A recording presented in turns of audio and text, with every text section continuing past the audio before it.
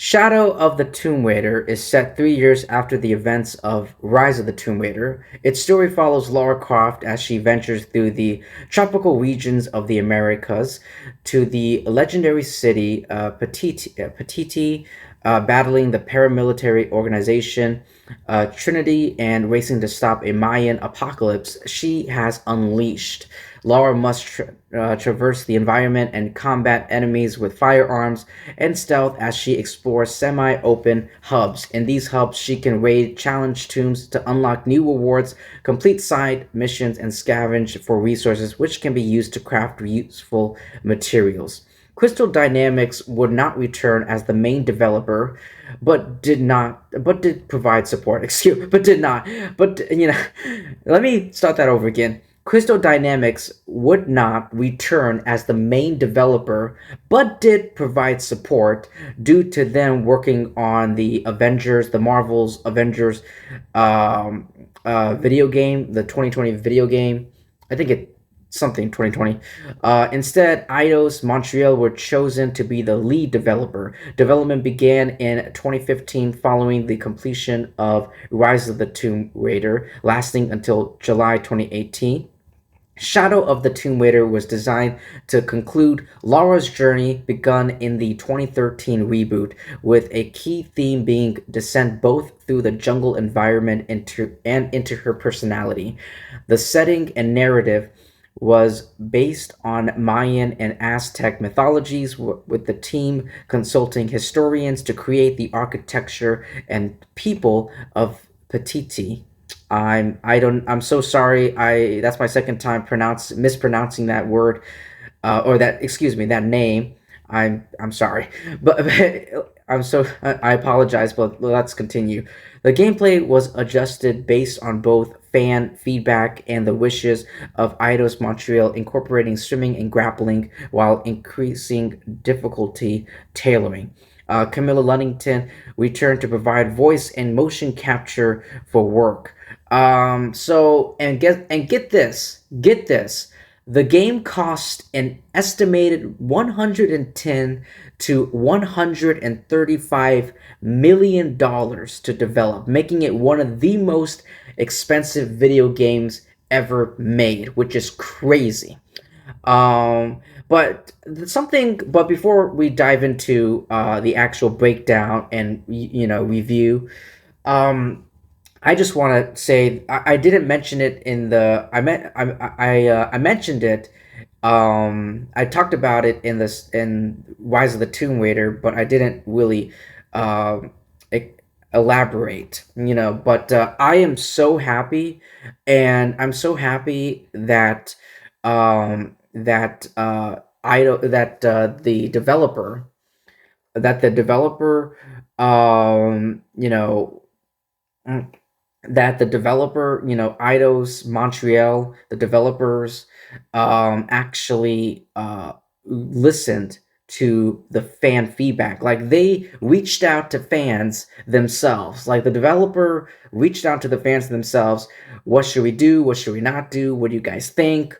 What do you guys, should we adjust anything? And they took the feedback, and they took the fan feedback, and they made this. And they made Rise of the Tomb Raider. They made this, Shadow of the Tomb Raider, which is great. Like, I wish more, like, it's not just video games, but like in general, I wish directors and movie studios, they do the same thing as well. Like, take feedback from fans, um, and talk with the fans of the franchise, of a series or whatever, and listen to their thoughts, their opinions, the positives, the good, the bad, and then come up with a solution, which is great. That's just great. But anyway, Shadow of the Tomb Raider serves as the final chapter in Lara Croft's origin trilogy, and it received a lot of general favorable reviews, with critics praising its focus on exploration and puzzles while noting a lack of innovation in its core formula, unfortunately. Some key highlights to break down are the best tombs in the series. Critics almost universally agree that the challenge tombs and puzzles are the game's greatest strength. They are described as larger, more complex, and more satisfying than those in the previous two games. Stealth and jungle gameplay, the introduction of new stealth mechanics such as using mud for camouflage and fear tactics to terrify enemies was well received for making Laura feel like a predator in the jungle, like she's a fucking yaksha. Visual fidelity. The game is a technical showcase, particularly for its dense Peruvian jungle environments and detailed lighting. It was praised for its atmospheric descent into dark underwater caverns and ancient ruins. Difficulty customization. A standout feature was the ability to independently adjust the difficulty for combat, exploration, and puzzles, allowing players to remove white paint climbing aids for a more immersive experience, which is really great and a nice and a tremendous touch. Um, there are three issues I have with this. There are three issues that I have with it. This I felt like while the narrative and the character growth, while it aims to show a darker Laura, I felt like the writing was weak, and that Laura's character development just felt inconsistent with her actions. It just wasn't like in sync with each other, you know.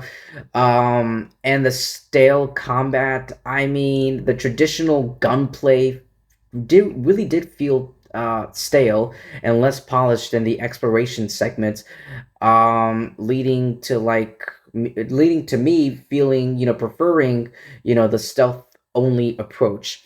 And of course, we have the familiar formula, a recurring theme, which is that, the game felt like a refinement rather than a revision. It didn't take many risks or introduce major new systems compared to Rise of the Tomb Raider. But that's pretty much it. But anyway, I do, but like, overall, I do love the game's emphasis on challenging. This game is still fun. It's still a fun adventure. All these, the Survivor trilogy has been a fun adventure for me. The emphasis on, challenge tombs and puzzles, but I did feel like the series gameplay had become stale and lacked innovation. Not just Shadow of the Tomb Raider, but just the Survivor trilogy in general. There is, I do know the animated television series, Tomb Raider: The Legend of Lara Croft, picked up the events where this game left off. Which I thought was a mixed bag. Which I thought was a mixed bag. Both seasons, like overall. You guys can go ahead and check out my review for Tomb Raider: The Legend of Lara Croft, the animated series. Um, but anyway, that's all I have to say. It premiered on Netflix in 2024, the animated series, while another mainline game, Tomb Raider Catalyst, that will combine elements from the different timelines of the franchise, is currently in development at Crystal Dynamics, and I can't wait for that next year, baby. But anyway, that's it. I pretty much reviewed everything there is about. I pretty much reviewed all of the main primary Tomb Raider video games. There are some like side games, I mean, sure, video games in between, but they're not really significant or, primarily productive, compared to this. But like, whatever. So that's pretty much wraps everything up. Thank you so much, everyone. It's been one hell for me, like cranking out all these videos. But I've had a lot of fun playing these games, and this is a revisit or to the Survivor trilogy, because I've already played all of the Survivor trilogies. I got killed. I've died so many times. I've died so many times. But in all three games. But it's not. But it's just video games in general.